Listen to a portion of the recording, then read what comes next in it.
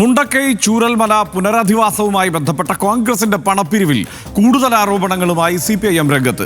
പുനരധിവാസത്തിനായി കോൺഗ്രസ് പിരിച്ച തുക സൂക്ഷിച്ച അക്കൗണ്ടുമായി ബന്ധപ്പെട്ട് കോൺഗ്രസ് നേതാക്കളായ KC Venugopal, KPCC president Sunny Joseph എന്നിവർ പങ്കുവച്ച വിവരങ്ങളിൽ അവ്യക്തതയുണ്ടെന്നാണ് CPIM നേതാവായ നികേഷ് കുമാറിന്റെ ആരോപണം. ഫണ്ട് പിരിവിനായി ധനലക്ഷ്മി ബാങ്കിൽ മാത്രമല്ല ഫെഡറൽ ബാങ്കിലും കോൺഗ്രസ് അക്കൗണ്ട് തുറന്നെന്നായിരുന്നു പ്രധാന ആരോപണം.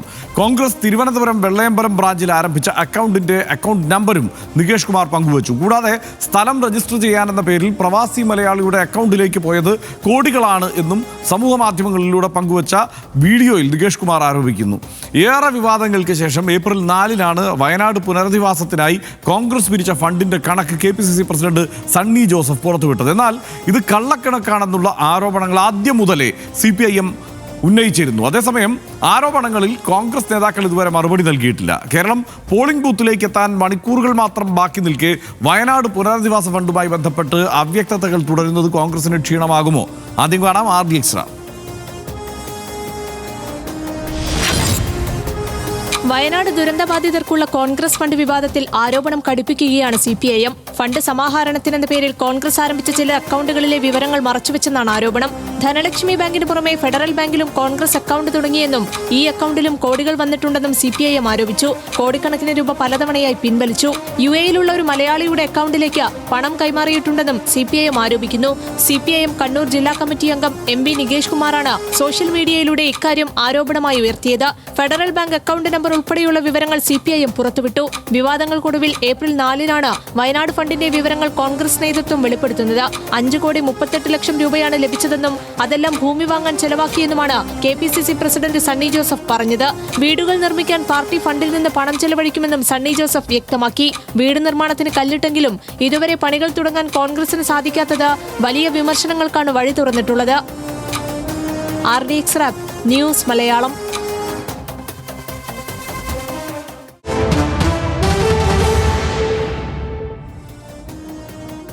CPIM-ന്റെ ആരോപണം എന്താണെന്ന് നോക്കാം. ധനലക്ഷ്മി ബാങ്ക് അക്കൗണ്ടിന് പുറമെ ഫെഡറൽ ബാങ്കിലും കോൺഗ്രസിന് അക്കൗണ്ട് ഉണ്ടായിരുന്നു. തിരുവനന്തപുരം വെള്ളയമ്പലത്ത് ആരംഭിച്ച അക്കൗണ്ട് KPCC പ്രസിഡന്റിന്റെയും പ്രതിപക്ഷ നേതാവിന്റെയും പേരിലാണ്.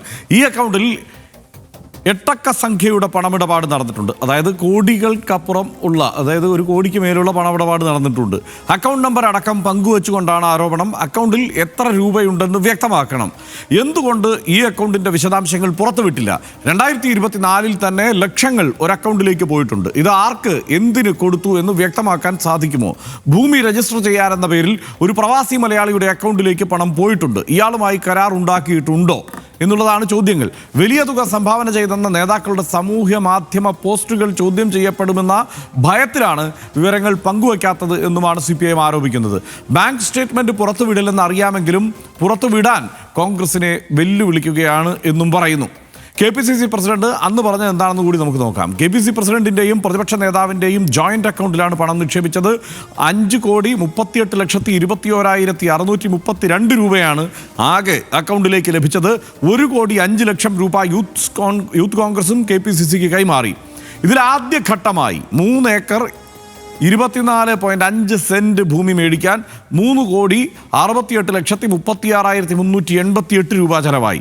K. സുധാകരൻ പ്രസിഡന്റ് ആയിരിക്കുമ്പോൾ ആപ്പ് നിർമ്മിക്കാൻ 9,30,000 രൂപ ചെലവായി.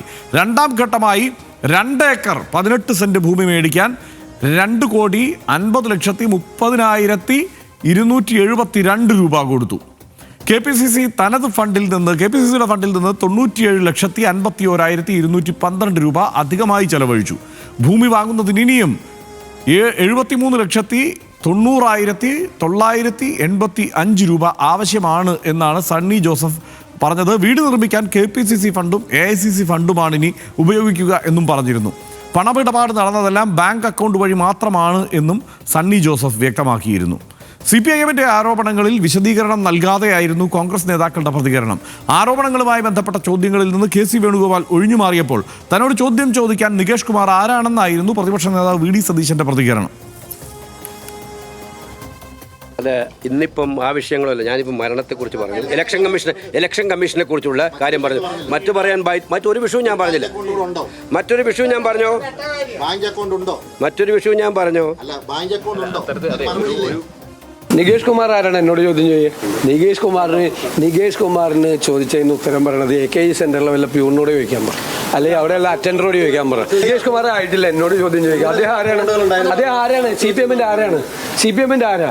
CPM-ന്റെ ഒരു സംസ്ഥാന കമ്മിറ്റി അംഗം ഇവിടുത്തെ ജില്ലാ സെക്രട്ടറി പറഞ്ഞ ഞാൻ മറുപടി പറയാം. നികേഷ് കുമാർ ആരാണ് എന്നോട് ചോദ്യം ചെയ്യുക? സതീഷ് എന്താ തോന്നുന്നത് ഈ ആരോപണത്തിൽ, പുതിയ ആരോപണത്തിൽ? ഇതിപ്പം അല്ല, VD സതീശൻ്റെ കാര്യം തുടങ്ങണമല്ലോ. അരി എത്ര കിലോ ഉണ്ടെന്ന് നോക്കുമ്പോൾ പയർ പുഴുങ്ങി വെച്ചിരിക്കുകയാണെന്ന് പറയുന്ന പോലത്തെ മറുപടിയാണ് അദ്ദേഹം പറയുന്നത്. അതായത് പിന്നെ അത് നല്ലത് KC വിടുവല്ലോ പറഞ്ഞാണ്. കാരണം ഞാനിപ്പോൾ അതിനെപ്പറ്റി ഒന്നും പറയില്ല എന്ന് പറഞ്ഞ് അദ്ദേഹം പോയി. അദ്ദേഹം ആരാണ് ചോദ്യം ചോദിക്കാൻ എന്ന്, ആരാണ് ചോദ്യം ചോദിക്കുക എന്ന് വെച്ചാൽ ഒരു പ്രതിപക്ഷ നേതാവ്, സംസ്ഥാനത്തെ പ്രതിപക്ഷ നേതാവിനോട് സംസ്ഥാനത്തെ ഏത് പൗരനും ചോദ്യം ചോദിക്കാമല്ലോ. ഞാൻ പറയുന്നത് മറുപടി പറയണമോ അല്ലെങ്കിൽ ഈ ഘട്ടത്തിൽ അതിനോട് രാഷ്ട്രീയമായിട്ടുള്ള ആരോപണമാണ് എന്നൊക്കെ പറയാം. പക്ഷേ ആരാണ് ചോദ്യം ചോദിക്കാൻ എന്ന് പറയുന്ന വരിയിൽ പ്രശ്നമുണ്ട്. കാരണം ആർക്കും അദ്ദേഹത്തോട് ചോദ്യം ചോദിക്കാം. രണ്ടാമത്തെ വരി AK സെൻറ്ററിൽ അറ്റൻഡറോട് പറയാമെന്ന് വെച്ചാൽ ആ ജോലി ചെയ്യുന്ന ആൾക്കാർ മോശമാണോ? അങ്ങനെയില്ലല്ലോ. അപ്പോൾ അത് ഒരു സംസ്ഥാനത്തെ ഒരു മുതിർന്ന നേതാവിൽ നിന്ന് പിന്നെ അദ്ദേഹത്തിൻ്റെ പാർട്ടിക്കാർ അടുത്ത മുഖ്യമന്ത്രിയായിട്ട് ഉയർത്തിക്കാട്ടുന്ന ഒരാളെന്ന് ഒരിക്കലും ഉണ്ടാകാൻ പാടില്ലാത്ത പരാമർശമായി VD സതീശൻ്റെ ദിവസം എന്ന കാര്യം പറയാൻ യാതൊരു മടിയുമില്ല. മറ്റത് ഈ വയനാടുമായി ബന്ധപ്പെട്ട കാര്യങ്ങൾ കുറേ ദിവസമായിട്ട് അന്തരീക്ഷത്തിലുണ്ട്.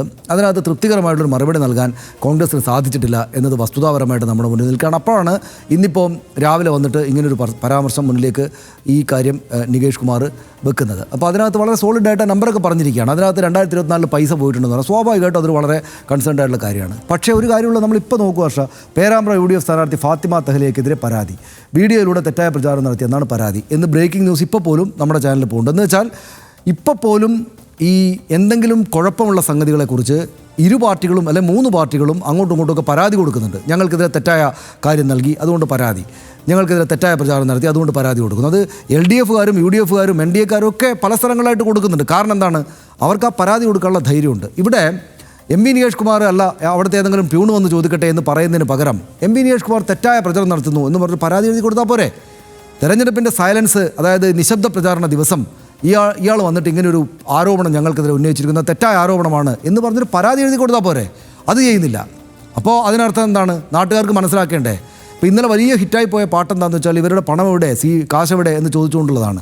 അപ്പോൾ സ്വാഭാവികമായിട്ടും 3ാമതൊരു അക്കൗണ്ട് ഉണ്ട്. അതായത് അതിൻ്റെ ഒരു ഗ്രാവിറ്റി നാളെ ചോദിക്കും. ഞാൻ ഈ തെരഞ്ഞെടുപ്പാണ്, നാളെ വോട്ടെടുപ്പ് നടക്കുകയാണ്, അതുകൊണ്ട് കൂടുതലായിട്ട് അക്കാര്യത്തിൽ വല്ലാതെ പോകേണ്ടതില്ല എന്ന് വിചാരിക്കണം. പക്ഷേ എങ്കിലും KPCC അധ്യക്ഷൻ തന്നെ വന്നിട്ട് ഞങ്ങളുടെ കയ്യിൽ ഇത്ര 5.5 കോടിയാണുള്ളത്, ഇത്രയും പൈസയാണുള്ളത് ആകെ, അത് ഞങ്ങൾ ഇങ്ങനെ ചിലവഴിച്ചു, ഇനി പൈസയില്ല എന്നൊക്കെ പറഞ്ഞതിന് പിന്നാലെ ഇവർ പറയാത്തൊരു അക്കൗണ്ട് കൂടെ ഉണ്ട് എന്ന് പറയുന്നത് എന്ത് ഗൗരവമുള്ളൊരു സംഗതിയാണ്.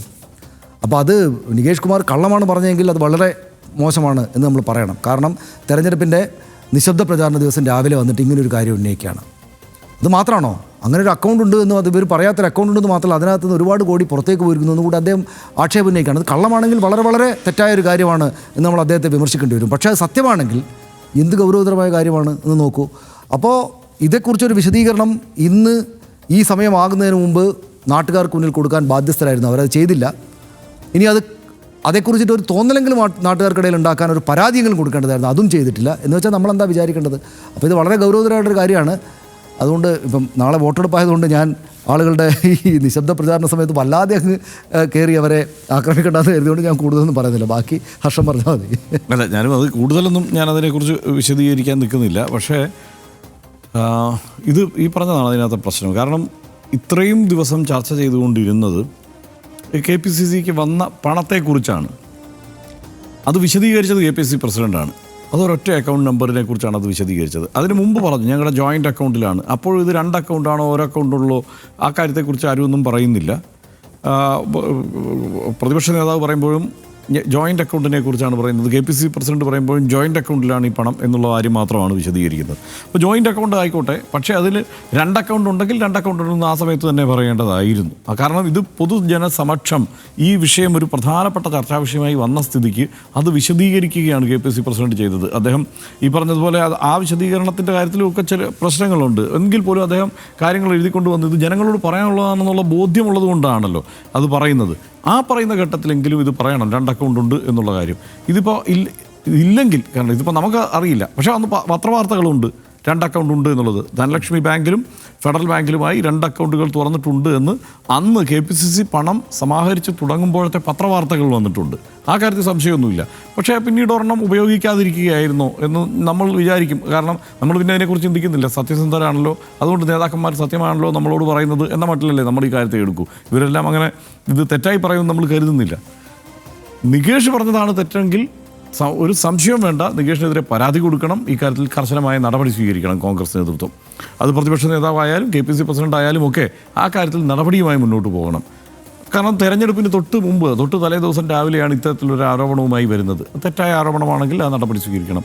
തെറ്റല്ലെങ്കിൽ സനീഷ് നേരത്തെ സൂചിപ്പിച്ചതുപോലെ ഏറ്റവും ഗൗരവതരമായ ഒരു സംഗതിയാണ് ഈ കാര്യത്തിൽ നടന്നിരിക്കുന്നത്. കാരണം ആ ഫണ്ട്, അതായത് 1 കോടിക്ക് മേലുണ്ടല്ലോ എന്തായാലും 8 അക്ക സംഖ്യ എന്ന് പറയുമ്പോൾ, അപ്പോൾ ആ 1 കോടിക്ക് മേൽ തുക വന്ന ഒരു അക്കൗണ്ടിൽ നിന്ന് പണം വേറെ പുറത്തേക്ക് പോയിട്ടുണ്ട് എന്നൊക്കെ ഈ സമയത്ത് ഇങ്ങനെ ഒരു ആരോപണം ഉയർന്ന് ചർച്ച ചെയ്യുന്നു.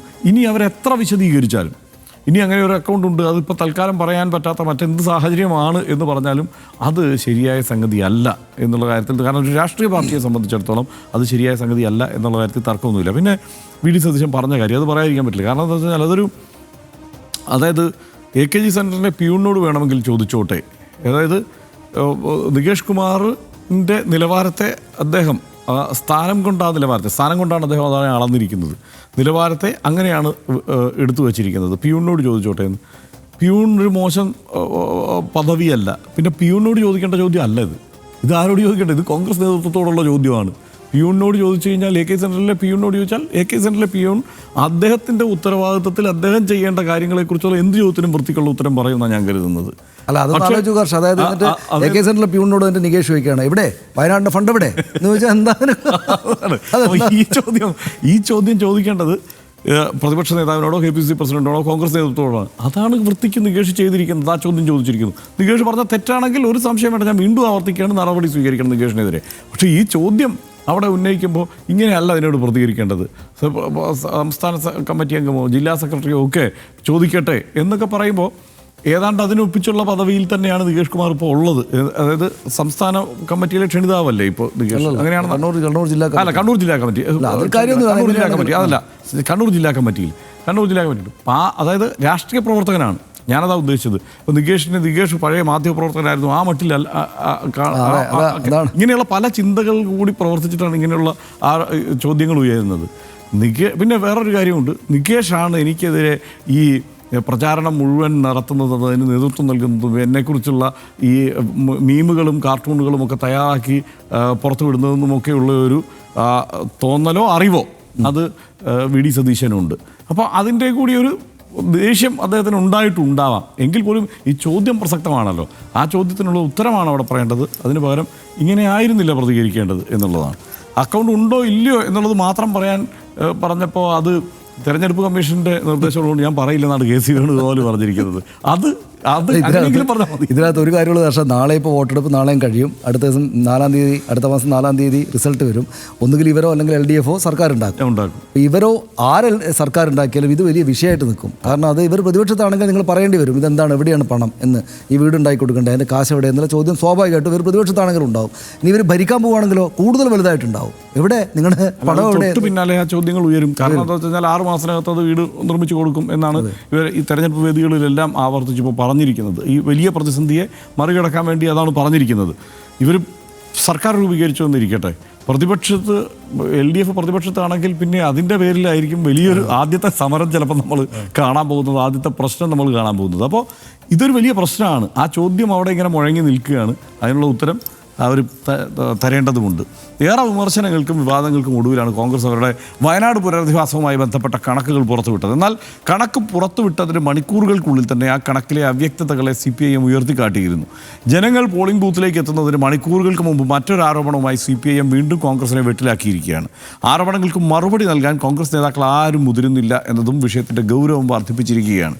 പണപ്പിരിവിന് രണ്ടാമതൊരു അക്കൗണ്ട് ഉണ്ടെന്ന അത്യന്തം ഗൗരവമുള്ള ഒരു ആരോപണത്തെ നിഷേധിക്കാൻ പോലും നേതാക്കൾക്ക് കഴിയാത്തത് കോൺഗ്രസ് പ്രവർത്തകരിൽ തന്നെ ആശങ്കയുണ്ടാക്കിയിട്ടുണ്ട്. CPIM-നോട് മറുപടി പറയേണ്ട കാര്യമില്ല എന്നാണ് ഇക്കാര്യത്തിൽ ഇന്ന് പ്രതിപക്ഷ നേതാവ് പോലും പറഞ്ഞത്. എന്നാൽ കോൺഗ്രസ് നൽകുന്ന വീടുകളിൽ പ്രതീക്ഷയർപ്പിക്കുന്ന സർക്കാർ ടൗൺഷിപ്പിൽ വീട് വേണ്ട എന്ന് പറഞ്ഞ ദുരിതബാധിതരോട് മറുപടി പറയാനുള്ള ധാർമ്മികമായ ഉത്തരവാദിത്വം കോൺഗ്രസിനുണ്ട്. എന്തായാലും തെരഞ്ഞെടുപ്പ് അവസാനിച്ചാലും വയനാട്ടിലെ ഭവന പദ്ധതിയുമായി ബന്ധപ്പെട്ട ചോദ്യങ്ങൾ CPIM അടക്കമുള്ള പാർട്ടികൾ ആവർത്തിക്കുമെന്ന് തന്നെയാണ് നമ്മളിപ്പോൾ കരുതേണ്ടത്. അക്കാര്യത്തിൽ സംശയമില്ല. RD സുരയുടെ വേളയിൽ